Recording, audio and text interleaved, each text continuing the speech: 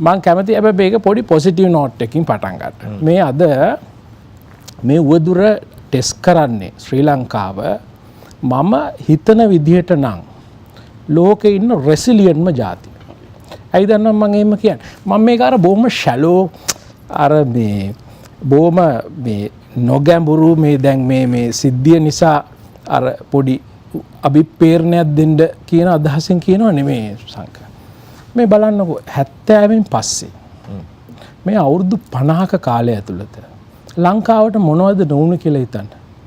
හැම ජාතියෙම 71න් පටන් ගත්තාම කැරැල්ල 78ත් මේ වගේ ලොකු මේ සයික්ලෝන් එකක් ඇවිල්ලා තියෙනවා 1000කට වඩා එහා නැත්නම් 83න් පටන් ගත්ත ප්‍රශ්නේ 2009 වෙනකම්ම ගියා ලක්ෂයකට ලක්ෂ එකමාරකට එහා මිනිස්සු. ඊට පස්සේ 88 89 කී දෙනෙක් පැරුණාද? 2004 35000ක් එක දවසින්.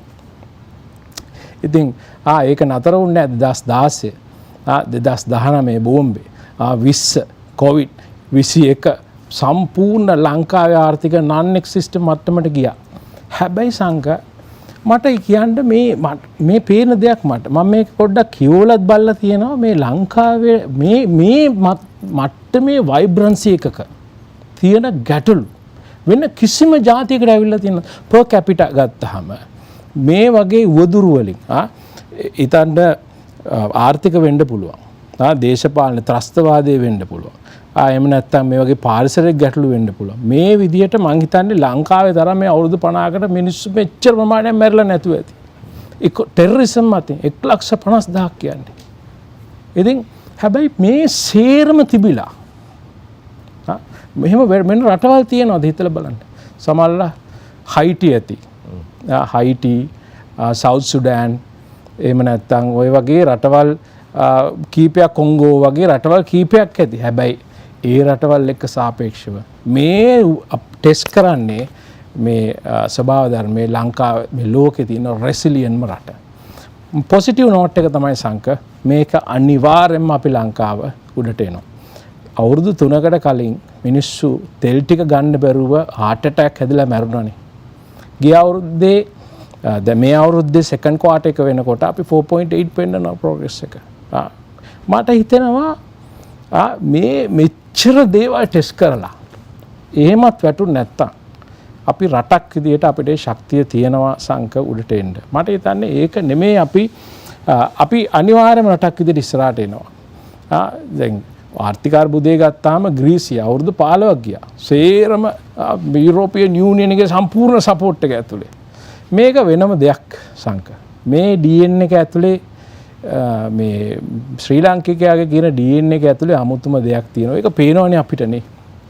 මේ කොහොමද මේ දකුණේ ඉඳලා මිනිස්සු බෝට්ටු අරගෙන ගිහිල්ලා ඒ තියෙන ස්පිරිට් එක මං හිතන්නේ නෑ වෙන ජාතියකට තියෙනවා කියලා. අපිව ටෙස්ට් කරන්නේ මේ ස්වභාව ධර්මයේ මේ ටෙස්ට් කරන්නේ ඒ රෙසිලියන්ට්ම ජාතිය. හැබැයි මෙහෙම දෙයක් තියෙනවා අපිට දේවල් අපිට කාරණා දෙකක් තියෙනවා සංක මං හිතන්නේ අපේ සංවාදයේ අපි ගැඹුරින් කතා කරන්න ඕනේ. ඒ පොසිටිව් නෝට් එක තියෙන අතර අපිට කාරණා දෙකක් තියෙනවා ජාතියක් විදිහට අපිට දේවල් බොහොම ඉක්මනට අමතක වෙනවා. අංක 1. අංක 2 අපිට ජාතියක් විදිහට අපේ ස්පිරිට් එකක් මේ වගේ ලොකු ගැම්මක් ආවෙන් පස්සේ මේව වුණානේ. මේ සුනාමි කාලේ මේක වුණා. ඊට පස්සේ කොවිඩ් කාලේ මේම වුණා. මේ අරගලයත් එක්ක එහෙම වුණා. ලොකු ස්පිරිට් එකක් ගැම්මක් එනවනේ. අන්න ඒ ගැම්ම හසුරුවා ගැනීම පිළිබඳ. ඒක කොහොමද channel කරන්නේ සම්පූර්ණයෙන්ම මේ progressive change එකට කියන එක පිළිබඳ ඒ කල්පනාකාරී කිරීම පිළිබඳ අපිට ගැටලුවක් තියෙනවා. ඒ කාරණා දෙක අපිට ශක්තිමත් ඉස්සරහට එන්න පුළුවන් නම් මට හිතෙනවා සංක මේ අපි කොහොමද මේකේ උඩට එනවා මට ඒක පිළිබඳ ලොකු විශ්වාසයක් තියෙනවා. නමුත් අපේ හිතනවට වඩා මේ උවදුරින් ස්කේල්ස් කීපයකවත් උඩ මට්ටමකින් ඉස්සරහට යන්න පුළුවන්. අපිට මේ ප්‍රශ්න දෙක අපිට මේ ප්‍රශ්න කියන්නෙත් නෑ මම. අපි මේ challenges මේ opportunities දෙක අපි හරියට අපි capitalize කරොත් මට හිතෙනවා ලංකාව රටක් විදියට සෑහෙන අවස්ථාවකට ඉස්සරහට යන්න පුළුවන්.